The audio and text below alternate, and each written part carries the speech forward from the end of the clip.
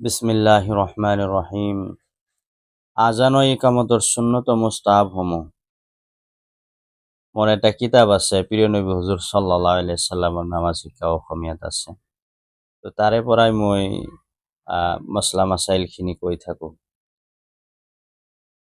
তো আজান ও ইকামতর সুন্নত ও মুস্তাহাব সমূহ হ'ল: ১ নাম্বার, আজান ও ইকামত কিবলামুখী হৈ দিয়া। আজান ও ইকামত কিবলামুখী হৈ দিয়া। ২ নম্বৰ, আজান ওখ ঠাইত আৰু মছজিদৰ বাহিৰত দিয়া। ইকামত মছজিদৰ ভিতৰত দিয়া। কি আছে? আজান ওখ ঠাইত দিব লাগে আৰু মছজিদৰ বাহিৰত দিব লাগে। মই সদায় কৈয়েই থাকোঁ, মছজিদৰ ভিতৰত আজান দিয়াটো ভাল নহয়। সুন্নত তৰিকা হ'ল, মুস্তাহাব হ'ল যে মছজিদৰ বাহিৰত বাৰান্দা আছে, যিটো মছজিদৰ ভিতৰত নপৰে। তাৰপিছত আপোনাৰ এই মিনাৰাতটো ঠিকে আছে, তো কোনো অসুবিধাই নাই, কিন্তু ইকামতটো মছজিদৰ ভিতৰত হ'বই লাগিব। ৩ নম্বৰ, আজানৰ শব্দবোৰ ৰৈ ৰৈ কোৱা আৰু ইকামতৰ শব্দবোৰ সোনকালে কোৱা।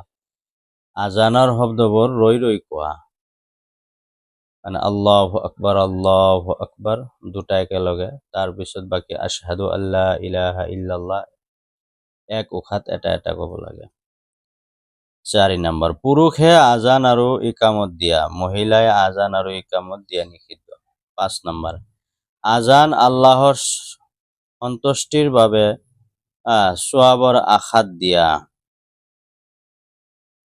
আজান সোৱাবৰ আশাত দিব লাগে। ৬ নম্বৰ, উচ্চ সুৰত আজান দিয়া।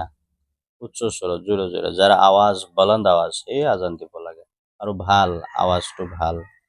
৭ নম্বৰ, মুয়াজ্জিন মুত্তাকি হ'ব লাগে। মুয়াজ্জিনটো কি? পৰহেজগাৰ মুত্তাকি হ'ব লাগে। ৮ নম্বৰ, আমাৰ মুয়াজ্জিনটো এনেকুৱা যিটো গাঁৱতে নচলে, মানে আৱাজ ভাল নহয়, কম দৰমহাত, আমি সেইজন ব্যক্তিকে মুয়াজ্জিন বনাই দিওঁ, যিটো ৰিটায়াৰ হৈছে চবৰ পৰাই। ৮ নম্বৰ, মুয়াজ্জিনে নামাজৰ সময় জনা দৰকাৰ। মুয়াজ্জিনে নামাজৰ সময় চিনি পোৱাটো দৰকাৰ। ৯ নম্বৰ, মুয়াজ্জিন ভাল আৱাজ সুৰ থকা হ'ব লাগে মুয়াজ্জিনৰ, যাতে আজানটো অলপ ভাল লাগে। ১০ নম্বৰ, মুয়াজ্জিন মুত্তাকি পৰহেজগাৰ আৰু দিনদাৰ হ'ব লাগে। ১১ নম্বৰ, সময়মতে আজান দিব লাগে। সময়মতে আজান দিব লাগে। ১২ নম্বৰ, অজুৰ সৈতে আজান দিব লাগে। এইটো মুস্তাহাব হয়। আমাৰ বুজুৰ্গানে দিনে কৈছে যে অজুৰ সৈতে যি মুয়াজ্জিনে আজান দিব, সেই আজানত মুক্তাদি বেছি হ'ব। ১৩ নম্বৰ, থিয় হৈ আজান দিব লাগে। বহি আজান দিয়া মাকৰুহ। বিনা কাৰণত বহি আজান দিয়াটো মাকৰুহ।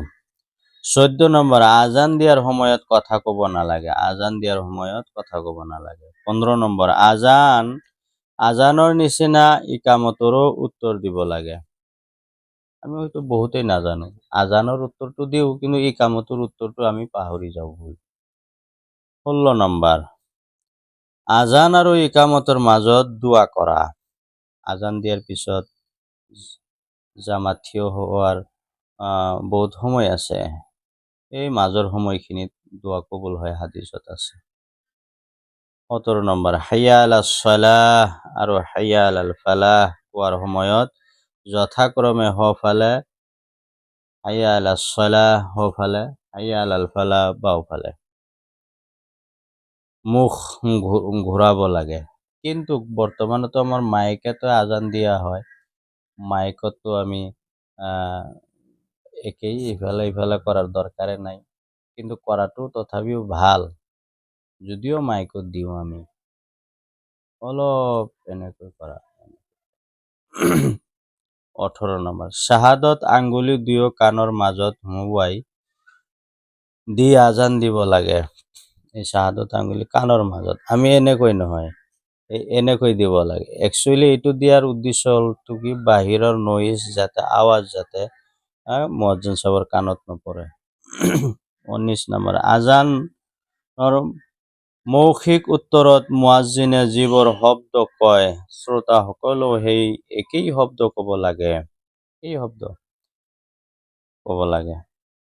20 নম্বৰ, মুয়াজ্জিনে যেতিয়া হাইয়া আলাছ সালাহ আৰু হাইয়া আলাল ফালাহ ক'ব, তেতিয়া শ্ৰোতাসকলে লা হাওলা ৱালা কুওৱাতা ইল্লা বিল্লাহ পঢ়িব লাগে। খালি এইখিনি পাৰ্থক্য।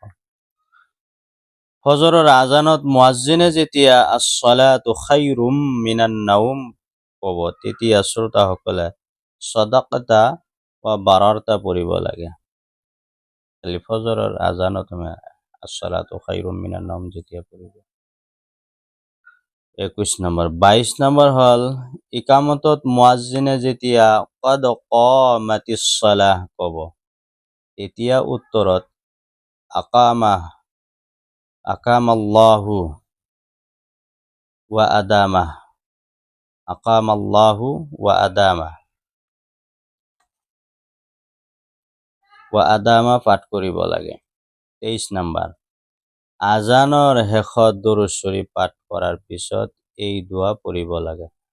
আল্লাহুম্মা ৰব্বা হাজিহিদ দা'ৱাতিত তাম্মাহ was-salatil qa'imah آت محمدا الوسيلة والفضيلة وابعثه مقاما محمودا الذي وعدته إنك لا تخلف الميعاد। এই দোয়াটো পঢ়িব লাগে।